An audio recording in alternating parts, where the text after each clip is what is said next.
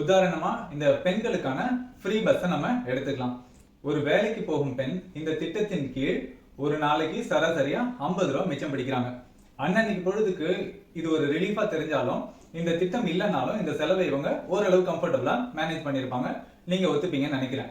ஒரு நாளைக்கு 50 ரூபாய் மிச்சம் பிடிக்கும் வீதம் ஒரு மாசத்துக்கு 4 சண்டேஸ் தூக்கிட்டோம்னா 26 ஒர்க்கிங் டேஸ் ஆக மாசம் மிச்சம் பிடிக்கிற தொகைன்னு பார்த்தா 1300 ரூபாய் வருது. இந்த திட்டத்தின் கீழ் பயனடையும் பெண்களின் எண்ணிக்கை அப்படின்னு பார்த்தா சராசரியா 50 லட்சம் பேர். 50 லட்சம் இன்டூ ஒரு பெண் 1300 ரூபாய் மாசத்துக்கு மிச்சம் பிடிக்கிறாங்க. இன்டூ 1300 போட்டா 650 கோடி ரூபாய் ஒரு மாசத்துக்கு. இந்த 650 கோடி ரூபாய ஏதோ ஒரு வணிகத்துக்கு உட்படுத்தி இருந்தா புதுசா எதுவும் கூட முயற்சி பண்ண வேண்டாம். உங்களுக்கே நல்ல பரிச்சயமான சினிமா விநியோகம் அல்லது ஒரு ரியல் எஸ்டேட் இதுல நீங்க உட்படுத்தி இருந்தா கூட அது ஓரளவுக்கு வளர்ந்துருக்கும்.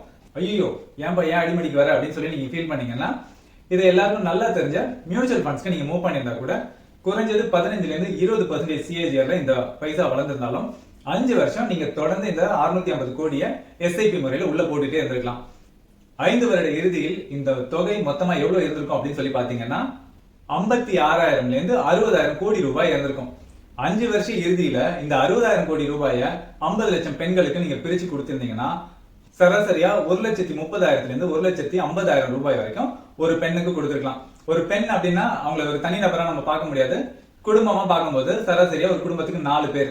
50 லட்சம் இன்டு 4 பேர் போட்டா 2 கோடி மக்கள். இந்த 1,50,000 லட்சம் ரூபாய் 2 கோடி மக்களுக்கு ஏதோ ஒரு வகையில உதவியா இருக்க போகுது. இந்த பணத்தை கொண்டு அவங்க தலையில இருந்த ஒரு கடன் அடைச்சிருக்கலாம், இல்ல அவங்களுக்கே தெரிஞ்ச ஏதோ ஒரு தொழிலுக்கு பயன்படுத்தி இருக்கலாம். இப்படி ஏதோ ஒரு வகையில அவங்களுக்கு நல்லபடியா பயன்பட்டிருக்கும் அப்படின்றத நீங்க ஒத்துப்பீங்கன்னு நான் நினைக்கிறேன். ஒரு ஃப்ரீ ஸ்கீமை ஆக்கப்பூர்வமா கன்வெர்ட் பண்ணாலே கிட்டத்தட்ட ஒரு ஃபேமிலிக்கு 1,50,000 லட்சம் ரூபாய் நம்மளால கொடுக்க முடியும் அப்படின்னும் போது எத்தனையோ ஃப்ரீ ஸ்கீம்ஸ் இருக்குது. அது எல்லாமே ப்ரொடக்டிவா கன்வெர்ட் பண்ணா இது இன்னும் பல சாதனைகளை புரியும். அப்பப்போ சின்ன சின்னதா கொடுக்காம இந்த மாதிரி 5 வருஷ இறுதியில நீங்க ஒரு பெரிய தொகையா கொடுத்தீங்கன்னா அது அந்த குடும்பத்துக்கு பயன்படுத்து அப்படின்றத தாண்டி உங்களை ஆட்சியில் நீடிப்பதற்கு இதுவே ஒரு பெரிய காரணம் அமைய வாய்ப்பு இருக்கு. இதையும் நீங்க ஒத்துப்பீங்கன்னு நான் நம்புறேன்.